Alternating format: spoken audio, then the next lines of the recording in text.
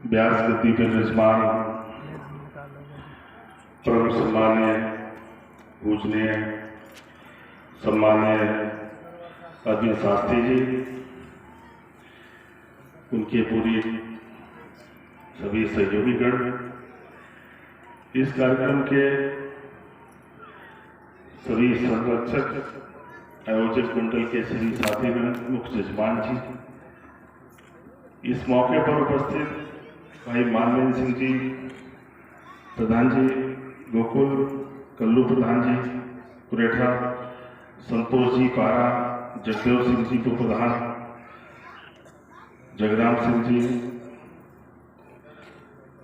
टिंकू परियार जी, रमेश जी, रामसुख पाल जी, मेहरबान पाल जी, हमारे संदीप कोठारी जी, लखनलाल गुप्ता जी, दशरथ पाल जी, विश्राम जी, राघवेंद्र पाल जी, बहादुर पाल जी, वीरपाल जी, विश्वलाल पाल बेहतर, नेताजी बैनी लाल राजपूत जी बेहतर, मनीष यादव जी, अरविंद जी प्रधान, गोविंद दास अहरवाल जी, बद्री अहरवाल जी, राधाचरण जी, रामनारायण जी, चंद्रपाल जी, अच्छेलाल जी और मंगली पाल जी से लेकर बहुत सारे इस कार्यक्रम के सहयोगी गण, मैं उन सबका हृदय से आभार व्यक्त करता हूं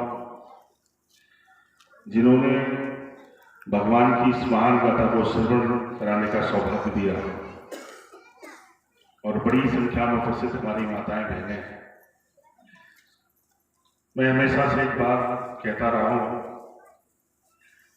कहते हैं कि भगवान की इस कथा श्रवण से जीवन की बाधाएं दूर होती हैं, उन्नति के रास्ते निकलते हैं।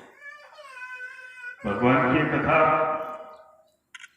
सुनने में तो भगवान की व्यथा दिखती है, लेकिन कहते हैं कि भगवान की कथा को कथानक के रूप में नहीं, बल्कि इसके श्रवण से ये मंत्र रूपी कार्य करती है और हमारे जीवन में उन्नति के रास्ते खोलती है। हम लोग भी गांव से चले, भगवान की कृपा जुड़ी, कुछ अच्छे सच्चे सहयोगी साथी मिल गए, माताओं बहनों का आशीर्वाद जुड़ गया और राजनीति में आगे बढ़ने का मौका मिला।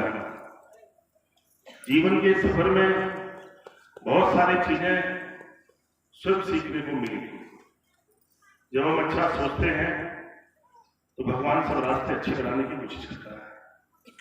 जब हम किसी के सहयोग का भाव बनाते हैं मन में, तो बहुत सारा साधन आपके भगवान बनाने की कोशिश करता है। ये जीवन की बात मैं इसलिए सुना रहा हूं, जो प्रशंसा हमारे शास्त्री जी, हमारे साथी डॉक्टर साहब ये लोग करते हैं, मुझे खुद लगता है कि ये भगवान की बड़ी कृपा की वजह सब है। इसे किसी व्यक्ति को श्रेय नहीं ले सकते, खासतौर से मुझे सहन नहीं होता कि नहीं, भगवान ये ईश्वर की विशेष कृपा की वजह है कि जिसके कारण ये सहयोग बन गया है। हमने एक फैसला आज से 15-16 साल पहले लिया था और वो फैसला उन हालातों को देखकर लिया क्योंकि हम गांव से चले थे। हमने गांव के हालातों में, परिवारों में एक चीज देखी है, हमारे घर में बहन बेटी जो भी है, हर बहन बेटी का एक सपना होता है कि मेरे माँ बाप मेरी शादी अच्छी करेंगे। जीवन का सबसे बड़ा सपना, शादी का सपना, बड़े सपने सजोते हैं हमारी बहन बेटी।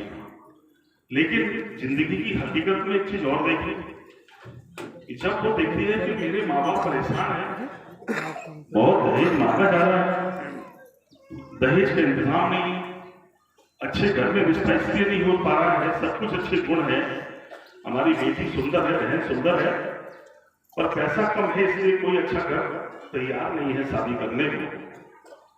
तो बहुत सारी परेशानियां घर वालों पर बीती हैं और हम लोग जो महसूस किए वो देखती है बहन बेटी की, जब हमारे माँ बाप रात सोते नहीं है, परेशान है, तो वही बहन और बेटी भगवान से भी मांगने लगती है कि भगवान हमारी शादी कहीं हो जाए, मेरे माँ बाप अच्छे हैं, मेरा भाई अच्छा है।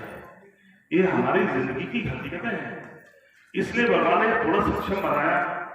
मेरे मन में एक जुनून था कि मैं उस परिवार की बेटी को अपनी बहन बनाऊंगा और एक धूमधाम से शादी का इंतजाम करूंगा जिससे उस बहन का सपना पूरा होगा। और इसीलिए 2004 से कार्यक्रम शुरू किया। पहली बार में हमने 100 बहनें बनाने का सहयोग बन गया। इंतजाम के लिए भी भगवान ने बहुत सारी चीजें अपने आप बना दी। मैं कहता हूँ उस समय शादियां लोग और भी करते हैं, पर शादियां करने वाले लोग लड़की वालों से पैसे लेंगे, लड़के वालों से। पर मैंने कहा ये तो घर वालों के साथ बेइंसाफी होगी। हम लोगों ने पहले से योजना बनाई कि माँ बाप से बोलेंगे तुम अच्छा कट होकर आओ, शादी का इंतजाम हम करेंगे, और एक अच्छी व्यवस्था करने की कोशिश की थी। धीमे धीमे जिंदगी के सफर में 1000 बहनों का कन्यादान हो गया। कोई बिरादरी नहीं छोड़ी हमने कि मेरी बहन ना हो। जातियों के संबंध में भी मेरा अपना जीवन का अनुभव और मानना है, ये जातियां हमारे पुरखों ने बनाई थी। ये जातियां नफरत के लिए नहीं बनी, क्योंकि हर बिरादरी एक काम कर रही है। तो हमें लगता कि हमारा बंटवारा हमारे परिवार के मुखिया ने एक काम दिया होगा, तभी हम अलग अलग काम कर रहे हैं। और परिवार कहीं ना कहीं एक रहा होगा, तभी हम सब अलग अलग काम में महारत हासिल करना चाहते थे। आदमी पेड़ से पैदा नहीं हुआ, आदमी आदमी से पैदा हुआ था। तो कहीं ना कहीं हमारे माँ बाप एक रहे होंगे। धीमे धीमे काफिला बनता चला गया और धीमे धीमे हम जातियों में बदल गए। जिसके पास जो काम था वो जाति की पहचान बन गया। लेकिन हमारे पुरखे ये नहीं जानते थे कि हम जातियों में बदलकर नफरतें करेंगे दूसरे से। इसलिए जाति नहीं बनाई थी नफरत करने के लिए, बल्कि सहयोग के लिए बनाई थी। ये सब एक दूसरे का सहयोग करेंगे और एक अच्छा समाज बनाने के लिए मिलते। अभी हम रास्ते में आ रहे थे तो प्रधान जी वगैरह से बात कर रहे थे। ये हमने कहा देखो तो इतने सालों के बाद एक सड़क है, फिर भी कितना जंगल है। अगर सड़क हटा दो तो गांव ढूंढते ढूंढते फिरने लग जाएंगे। लेकिन पुरखे कितने बहादुर थे, कहाँ रहने आए थे। ये आसपास के गांव के लोगों के विषय में किताब लिखी जानी चाहिए कि हमारे पुरखों में कितना अदम्य साहस था कि वो जंगल में बसने आए। मैं आपसे भी कहना चाहता हूं कि जो आसपास बसे हैं, जो भी गांव है, भले छोटे हैं तो और बड़ी बात छुपी है पीछे। इतनी कम संख्या की आबादी में उनमें कितना प्रेम और विश्वास होगा आपस में।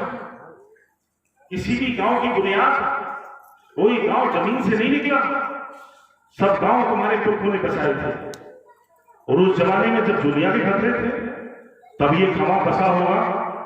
तो जो बिरादरी रह रही है आज, भले ही प्रति आबादी में थोड़ा थोड़ा प्रेम कम हो गया हो, लेकिन याद रखना तुम्हारे पुरखों में जबरदस्त विश्वास था। ये भरोसा था किसी एक पर कोई मुसीबत आएगी दूसरी अपनी जान दे देगा। उस भरोसे में गांव बनाए रखे और विश्वास जमा नहीं। वो जंगल में जिए सिर्फ रिश्तों की बल पर कि हम सब मिलकर मुकाबला करेंगे किसी से भी। कितना प्रेम होगा उनके बीच में। मैं यही एहसास कराने को मैं आया। उस प्रेम को मत कितने देना। परिस्थितियां कभी अच्छी बुरी आती है जिंदगी में। आज गांव के लोगों एक चीज जरूर ले लो संकल्प कि हमारे गांव में किसी भी परिवार की बेटी बड़ी हो रही है, क्योंकि नोटबंदी के बाद गरीबी और बढ़ गई। गांव में पैसे है नहीं लोगों के पास। पहले थोड़ी मर्यादा छुपी थी, पैसे थे नहीं थे, पर भरोसा छिपा था कि पप्पा के पास भी कचू है, बहू के पास भी कचू है, भैया से मांग ले कचू, गाँव में ले लें। लेकिन नोटबंदी के बाद तो सब खाली है ना, पप्पा में कचू है, बहू में कचू, कचू के कचू। तो घर से निकलते वो डरता आदमी, कहीं रिश्ता करने जा रहा है तो डर रहा है, कुछ है नहीं, कैसे रिश्ता करना है किसी अच्छे घर में, ज्यादा पैसा मांगा जा रहा है। पर मैं आपसे एक बात कहने आया, हमें वोट दो न दो कोई फर्क नहीं पड़ता हमारी जिंदगी में, भगवान ने सब कुछ बता दिया। पर मेरी एक बात मांगो, आप अपने गांव का सब एक का बना लो। जो भी परिवार है किसी की बेटी बड़ी हो रही, उससे कहो जाओ अच्छे घर में रिश्ता करके आओ, हम सब मिलकर तुम्हारी मदद करेंगे और मैं भी तुम्हारी मदद करूंगा। अगर हम अपनी बेटियों को अच्छे घरों में पहुंचा गए तो होगी राजनीति कामयाब। क्या करेंगे? ये समाज बनाने की लड़ाई है। जब तक हम गांव अच्छा नहीं बनाएंगे देश अच्छा नहीं बन सकता। झूठ बात है, झूठ सकते हैं। हमें गांव अच्छा बनाना है। गांव में बीमार है लोग, कोई देखने वाला नहीं है, सुनने वाला नहीं है, सब मिलकर उस परिवार की मदद करो, जान बचाने की कोशिश करो। अगल बगल गांव में भी कुछ अच्छे लोग हैं, उनसे भी सहायता लो। मैं भी तुम्हारे साथ खड़ा हूँ, कोशिश करूंगा तुम्हारे साथ परिवार की आदमी की जान कैसे बचे। एक अच्छे समाज का नक्शा ऐसे बना सकते। राजनीति में मैंने कहा गौर इसलिए रखो कि जिंदगी के सारे फैसले राजनीति से जुड़े। अगर गांव में अच्छा स्कूल बनना है तो वो राजनीतिक फैसलों के बगैर नहीं कर सकता। सड़क बननी है तो राजनीति से बननी है, नौकरी लगनी है तो राजनीतिक फैसलों से लगनी है। इसलिए राजनीति पर भी कड़ी नजर रखो आप। लोगों ने कहा, उनको ने हमारे समझाई बात, ये गांव के लोगों, खेती करने वाले लोगों, इस बात याद रखना, तुम अपनी मेहनत से फसल पैदा कर सकते हो, लेकिन खेत पे खड़े होकर दिल्ली पर नजर जरूर रखना, क्योंकि तुम्हारी फसल की कीमत तो दिल्ली में बैठे लोगों को तय करनी है। तुम्हारी मेहनत में कोई कमी नहीं है, लेकिन उस मेहनत के बाद भी कर्जा कम नहीं हो रहा है, क्योंकि कीमत तय करने वाले लोग बेईमानी कर ले रहे हैं तुम्हारे साथ। तुम्हें राहत के नाम पर तुम्हारी फसल की कीमत पे अगर 50 रुपए बढ़ते हैं किसी फसल पर, जब तक खाद महंगी है, डीजल महंगा है, कर्जा महंगा होता चला जा रहा है, कर्जे में फंसते चले जा रहे किसान। ये भगवान वो समय कब आएगा? सरकारें क्या कह रही है आज? सरकार कह रही है तो और कर्जा ले लो आप, हम तुम्हें और ज्यादा कर्जा देने को तैयार हैं, कम ब्याज पे ले लो, पर कर्जा ले लो। ये क्यों नहीं कहते बेईमानों, कर्जा हमें लेने नहीं पड़े, हमें कर्जे से बाहर तो निकालो। अरे हमारा पुराना जमाना ठीक था, हमारे पुरखों ने इन्हीं खेतों से फसल पैदा करके हमारे घरों के जेवर बना दिए थे, हमारी माँ बहनों के पास जेवर थे। मैंने अपनी आंखों से देखा, 20 साल पहले तक मोटे मोटे पैरों में बूढ़ी माँ के थे, घरों में जेवर थी माताओं बहनों के पास। वारिस सियासत, लोगों ने कहा कि हम तुम्हारी तरक्की का रास्ता बनाना चाहते हैं, एक ऐसा रास्ता बना दिया कि घरों से जेवर गायब है। अब पैदरा किसी माँ के पैर में दिखाई नहीं पड़ रहा, घरों से जेवर चले गए और ये नहीं समझ पा रहे वो क्या रहा है। लोग तो कह रहे थे हम तुम्हें बढ़ाना चाहते हैं, बढ़ने की वजह कर्जा बढ़ा रहे हैं। तब हम आपसे कहना चाहेंगे कि राजनीति को गौर से समझने की जरूरत है। बाकी सपने, सारी तरक्की के सपने तुम्हारे अधूरे और झूठे हैं। जब तक राजनीतिक फैसले ठीक नहीं होंगे, किसी की मेहरबानी की राजनीति में जरूरत नहीं है। और याद रखना हमारी बात, इस लोकतंत्र में वोट भी तुम्हारा है और वोट भी तुम्हारा है। तुम्हारे वोट से सरकार बननी है और तुम्हारे वोट से सरकार चलनी है। बनने वाली सरकार को सिर्फ इतनी मेहरबानी करनी है कि तुम्हारे पैसे से तुम्हारी तरक्की भी खर्च हो जाएगी। जिस दिन ये सब हो गया, उस दिन नया रास्ता बनने लगेगा।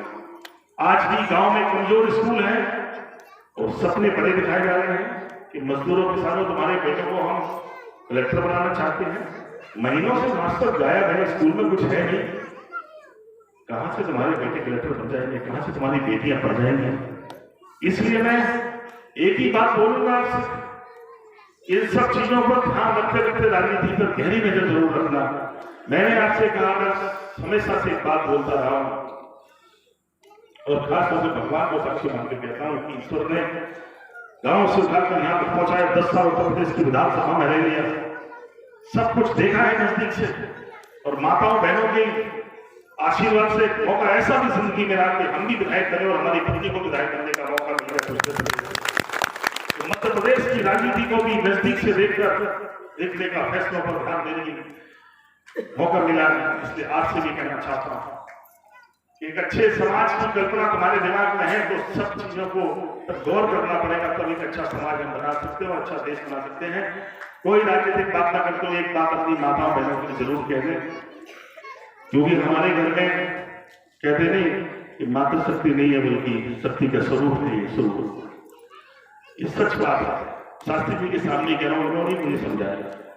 कहते नहीं है कि शक्ति की देवी मां दुर्गा है, धन धान की देवी मां लक्ष्मी है, विद्या की देवी मां सरस्वती है, सारी ताकत के स्वरूप में है। याद रखना, मेरी बात पे गौर कर लेना थोड़ा बैठे हुए लोगों। ये रूप भगवान ने अद्भुत बनाया है।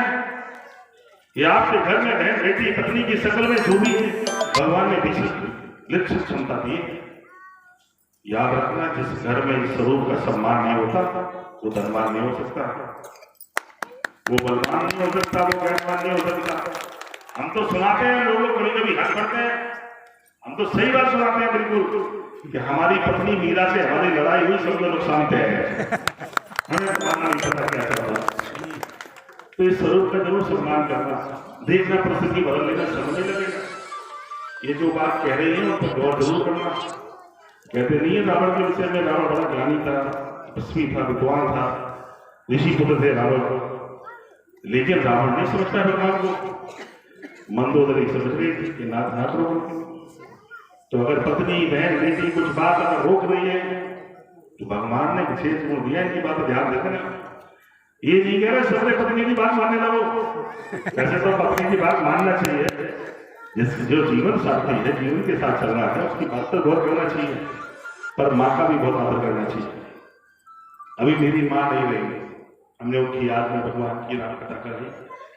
हमारे मन में जुनून था कि जिंदगी की दौड़ में माँ की सेवा नहीं कर पाए, माँ की सेवा करेंगे। एक मेरे दोस्त हैं, उनकी माँ बीमार हो गई, तो वो मिलने गए उससे, तो वो लखनऊ अस्पताल में थे। तो कहा, हमने कहा कपड़े ऐसे पहना तुम घर नहीं जाते क्या? अरे नहीं, हम घर नहीं जाते। सबने घर तुम्हारा पास में ही है। मेरा घर तो पास में है, पर माँ मेरी भर्ती है अस्पताल में। मैंने कहा तुम जाके आ सकते हो? अरे नहीं, किसी और को बैठा दो। तो कह रहे नहीं, मेरी माँ भर्ती है, इसलिए मैं यहीं रहता हूँ, घर नहीं जाता हूँ, तो माँ ठीक नहीं हो, घर नहीं जाऊंगा। तो मैंने वहीं से सीखा था कि हम भी अपनी माँ की सेवा करेंगे, माँ की सेवा करने का सौभाग्य जीवन में जोड़ेंगे। पर हम ये सौभाग्य नहीं जोड़ पाए, माँ की सेवा करने का मौका ही नहीं दिया। अचानक हमारी माँ चली गई। मैं ये बात इसलिए सुना रहा हूं कि जब तक माँ है तब तक उसका एहसास नहीं होता, लेकिन जब माँ नहीं होती तो उसका एहसास जीवन में होता है। इसलिए जिनकी माँ है वो अपनी माँ का जरूर ध्यान रखें, उनकी थोड़ा सम्मान रखें, उनका ध्यान रखें, उनकी सेवा करें। आप उनकी सेवा करेंगे, जिंदगी में कभी आप नाकामयाब हो ही नहीं सकते, क्योंकि सदैव माँ बाप का आशीर्वाद आपके साथ चलता है। यही मेरी बातें हैं, यही मेरी जिंदगी है। बाकी सब बातें तो ये कह सकते हैं, पर मैं कह सकता हूँ कि इन सब के आशीर्वाद की वजह से मैं यहाँ खड़ा हूँ। और जब तक मैं जिस मुकाम पर भी हूँ, मेरी कोशिश होगी एक अच्छा समाज, एक अच्छा काम मैं करूँ। ये मैं आपसे वचन और वादा करता हूँ। बहुत बहुत धन्यवाद। एक बार फिर शास्त्री जी को हृदय से प्रणाम। इस निवेदन के साथ आप मेरी प्रशंसा नहीं करें, बल्कि मुझे मार्गदर्शन करें कि मैं और बेहतर क्या कर सकता हूँ। मेरी कोशिश होगी कि मैं एक अच्छा इंसान बन सकूँ। लड़ाई यही जिंदगी में है, एक अच्छे आदमी बनने की लड़ाई है और एक सुंदर समाज बनने की कोशिश का हिस्सा बनने की लड़ाई है। मैं वो कोशिश करूंगा, यही वादा मैं सबसे कर सकता हूँ। बहुत बहुत धन्यवाद। जय भगवान की।